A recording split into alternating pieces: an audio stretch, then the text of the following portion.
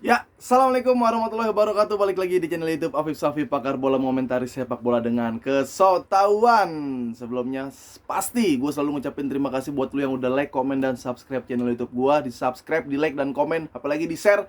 Terima kasih, semoga lu semua dalam keadaan sehat walafiat. Dan hari ini gue akan membahas beberapa match. Di antaranya ada Real Madrid yang seri di kandang sendiri lawan LC, yang sekiranya ternyata Madrid nggak terlalu banyak juga strateginya ya kalau lawan yang ketemu lawan-lawan yang parkir bus.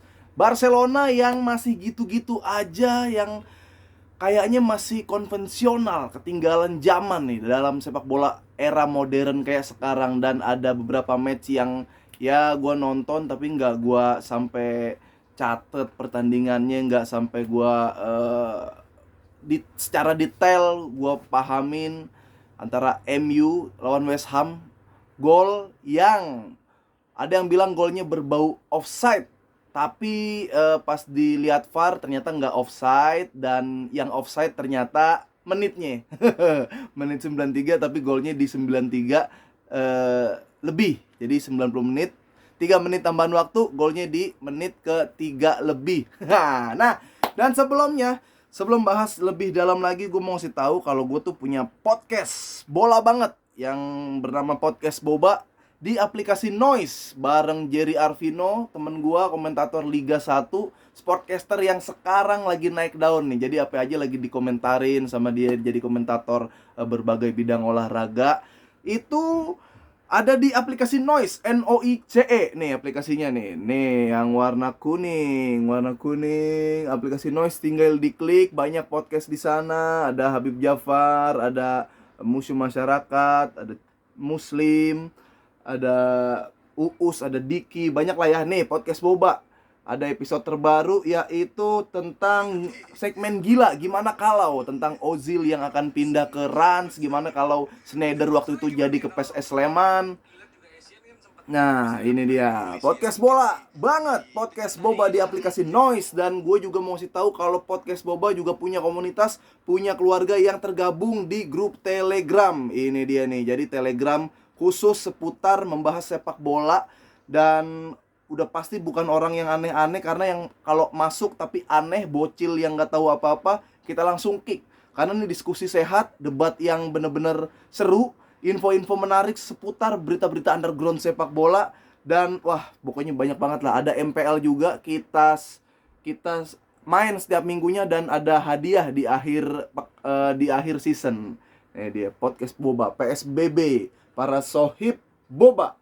Ya, dengerin podcast Boba di aplikasi Noise, Noice, dan gabung ke grup Telegram, ada di deskripsi nih. Nah, seperti yang gue bilang tadi, kalau MU gue sih nggak terlalu mau bahas banyak. Mungkin kalau lu mau nonton gue MU di TikTok aja, di Instagram aja ngebahasnya, mungkin nanti di Jebret Media. Gue ngeliat gitu aja sih. Cuma menit 90 tambahan waktu, 3 menit 93 lebih, gue udah feeling nih MU golin nih, MU banget nih, MU banget. Gol, bener terjadi gol. Dah. Nah, selanjutnya Madrid. Real Madrid yang seri di kandang sendiri. Seperti yang gue bilang, Madrid ini mungkin untuk saat ini di La Liga, secara angin, secara di atas kertas, Madrid nggak ada lawannya. Lawannya Madrid adalah dirinya sendiri. Kalau dia kalah lawan diri sendiri, udah pasti kalah atau nggak bisa menang lawan musuh. Madrid dapat penalti, kena tiang. Berarti kan kayak, iya siapa suruh kena tiang, harusnya lu bisa golin kayak gitu. Musuh lu tuh pasti di bawah lu secara apapun. Nah, tapi yang menarik adalah kalau lu nonton Madrid LC ini parkir bus. Dan Madrid susah golin. 3 shoot dari serangan balik LC menghasilkan 2 gol. Itu membuktikan bahwa siapapun kipernya asal di parkir bus, sekali dapat serangan yang bener-bener bola-bola berhadapan dengan kiper, susah banget buat nge-save. Mau lu taruh Donnarumma, mau lu taruh Courtois yang kemarin kocenya bagus banget. Makanya lu jangan salahin kiper yang tim lu ada di position ball, tapi ketika serangan balik 1 lawan 1, 2 lawan 1, bola-bola pasti gol. Itu ya sebenarnya sih bukan salah kiper ya. Kiper mungkin ada salah berapa persen karena nggak bisa save, tapi bukan murni gara-gara kipernya goblok. Emang kalau begitu udah susah. Nah, yang menarik adalah Madrid ketika di parkir bus, dia juga bingung. Nah, dari dulu kenapa tim-tim dari La Liga ini cuma parkir kayak Barcelona gitu kan. Barca diparkir, Manchester City di Liga Inggris diparkir rata-rata, yang jelas-jelas Manchester City punya solusi, Barcelona enggak. Madrid ketika diparkir, gue ngeliat dia juga bingung. Dia bisa golin 2 ya karena murni dari apa ya? Mungkin memang pemainnya lebih berkelas ya. Di saat ini mungkin pemainnya lebih ngotot, lebih berkelas, lebih di atas pemain Barcelona. Nah, secara strategi khusus gue nggak ngeliat ada mungkin Madrid ngedelay bola, ngelempar dulu ke depan biar ketarik. Biasanya kan Madrid begitu, tapi karena LC-nya juga sabar, gue ngeliat ya udah kayak buntu aja Madrid. Murni gol dari apa ya, skill pemain. Ada Militao yang maju ke depan, dia sundul. Ada siapa ya, gol satu lagi tuh gue lupa lagi. Habis Militao penalti Modric. Penalti gak sih? Modric penalti 2 kali ya, bener. Benzema penalti nggak gol. Nah, ya yang kayak gitu. Berarti gue ngelihat kayak, oh ternyata Madrid nggak sejago itu. Nanti lu lihat ketemu tim di Liga Champion, ya Paris mungkin lu masih bisa menang lawan Paris, tapi nanti ketemu tim yang udah ada strategi yang aneh-aneh, udah ada strategi yang pelatihnya bener-bener lama ngelatih, itu akan beda. Makanya gue tunggu kalau Madrid di La Liga, mungkin kalau dia nggak bisa ngalahin diri sendiri, dia pasti buat kebalap pun juga susah sebenarnya. Udah aman harusnya Madrid. Nah, Barcelona lawan Alaves. Gue bingung kenapa ini Barcelona segitu susahnya untuk menang. Sebenarnya gak usah bingung sih. Ya emang pemainnya gak berkualitas. Strateginya gitu-gitu aja, konvensional. Yang bahaya nih dari Xavi. Yang bahaya dari Xavi adalah dia dididik dari kecil di La Masia dengan filosofi tiki taka, filosofi ball position, filosofi permainan indah, passing-passing pendek, bola-bola ajaib, yang kebetulan di saat itu ada Xavi, Messi, Fabregas, Iniesta, Busquets. Kebetulan orangnya mereka dan berhasil. Yang harus disadarin Xavi adalah nggak semua orang kayak mereka, nggak semua orang kayak Xavi, Iniesta, Busquets, Fabregas, Messi, ya pada zamannya Puyol. Nggak semua orang kayak gitu. Yang takut dari gua, Xavi tuh nggak sadar akan hal itu. Tapi DNA tertanam dalam otaknya Xavi mungkin. Kalau main seperti ini yakin menang, main seperti ini gue pernah dapat Sixtuple, gue pernah dapat piala ini, itu semua udah pernah gue raih. Bahkan Piala Dunia, World Cup, bahkan Euro gue pernah dapat gara-gara tiki taka, gara-gara permainan ini. Berarti ketika gue turunkan nanti ke anak-anak asuh gue, itu akan terjadi lagi. Gue bilang itu nggak bisa. Kalau misalkan memang berhasil tiki taka, Barcelona tuh udah jarang mungkin ke comeback di Liga Champion. Masih bisa itu buat ngeraih bola, ngeraih piala lagi di Liga Champion, tapi hasilnya nggak ada.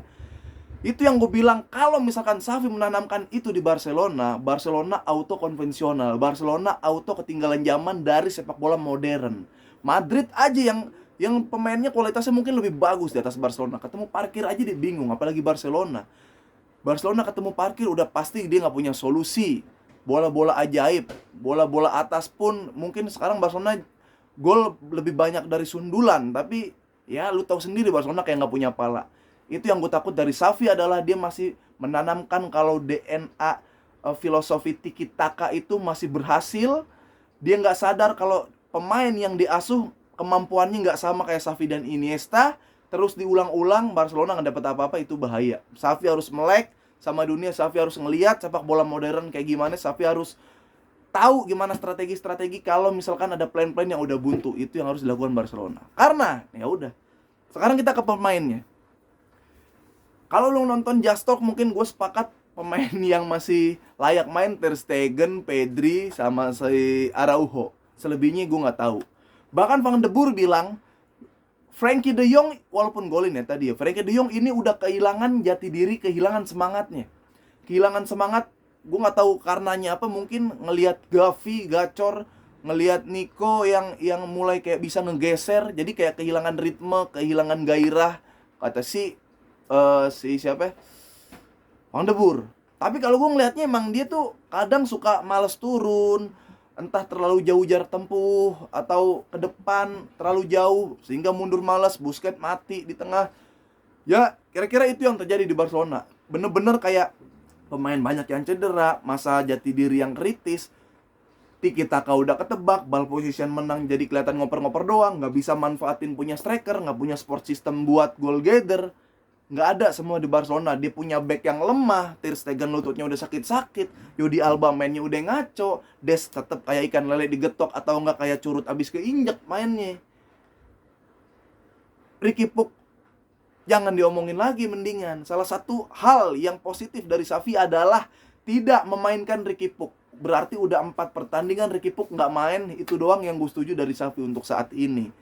Kita lihat nanti kalau sembuh-sembuh lagi, gue udah nggak bisa berharap dari Ansu Fati. Gini, Luuk de Jong, striker. Kemarin beberapa pertandingan, setiap pertandingan dia mencetak gol. Kenapa? Karena ada support. Dani Alves umpan, dari kiri umpan, dari wing umpan. Ketika dia nggak ada support, dia bisa apa? Bahkan gue salut, gue apresiasi sama Luuk de Jong yang mau nge-create. Gue yakin tugas Luuk de Jong ini cuma ya udah tunggu depan gawang cetak gol, tunggu supply dari teman cetak gol. Tapi gue lihat Luuk de Jong sampai lari ke depan, lari ke belakang, ngambil bola, mau ngembangun. Yang gue sadar itu bukan kapasitas Luuk de Jong, makanya ngambil bola salah, staminanya jadi abis. Gue masih nunggu support system yang bisa support dari Luuk de Jong. Ferran Torres, oke lah, main santai, tapi ya kadang-kadang jangan terlalu santai juga. Jangan lu yang ngikut ritmenya Barca. Ritmenya Barca nih jelek, ritmenya Barca nih aneh. Harusnya counter attack, bola ditarik lagi ke belakang, nunggu rame dulu, dibongkar, nggak bisa ngebongkar. Kalau lu bisa ngebongkar nggak apa-apa, ditunggu dulu. Ini nggak bisa, ya lu kagak ada yang lari juga.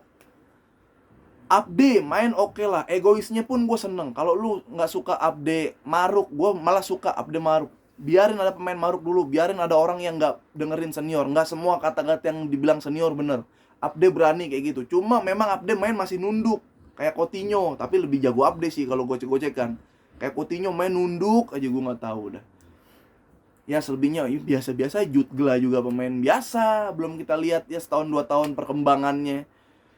Di lini tengah Pedri pun Pedri bagus main, cuma ya belum matang aja untuk shooting, mungkin untuk masih umpan ajaib mungkin belum matang. Gol terjadi pun dari Luuk de Jong, golnya oke lah, prosesnya lah. Itu harus sering-sering dilakukan oleh Barcelona. Des biasa. Masalahnya gini, itu lawannya Alaves. Gue pernah bilang kalau misalkan Barcelona nggak usah pemain bola, orang yang larinya kenceng Pique pun lewat, orang yang larinya kenceng Jordi Alba pun lewat, udah pada kendor. Nah kebetulan Alaves udah mah nggak larinya ada yang kenceng, udah mah nggak ada pemain yang jago, jadi menang 1-0 pun ya masih jelek sebenarnya buat Barcelona. Secara selain kita ngeliat skor, tapi untuk menang 1-0 lawan Alaves, ini bukan Barcelona. Kita tahu lah 5 tahun terakhir Messi gendong Barcelona kayak gimana. Nih tim bapuknya minta ampun, nih tim acak-acakannya minta ampun, nih tim nyusahinnya minta ampun. Lu tahu gak kayak misalkan ada perusahaan produser, ada PH yang sering ngasih film bagus terus bangkrut, filmnya jadi jelek-jelek, ya itu Barcelona. Tuh Barcelona. Tapi ya udah kita lihat aja prosesnya ke depan. Sekarang udah di peringkat 5, beda jauh sama peringkat 1. Ya selisih 1 poin sama Atletico Madrid, tapi nanti dia akan lawan Atletico Madrid sih. Ya kita lihat aja ke depannya kayak gimana. Nah itu dia dulu review dari Afif Xavi. Jangan lupa dengerin podcast Boba Bola Banget, mengomentari sepak bola dengan kesetawan. Lah bukan, podcast Boba Bola Banget penuh data, penuh tawa di aplikasi Noise. Kita tunggu di grup Telegram Podcast Boba. Dan jangan lupa nonton Tersanjung di series setiap hari Selasa di WTV. Oke? Assalamualaikum warahmatullahi wabarakatuh.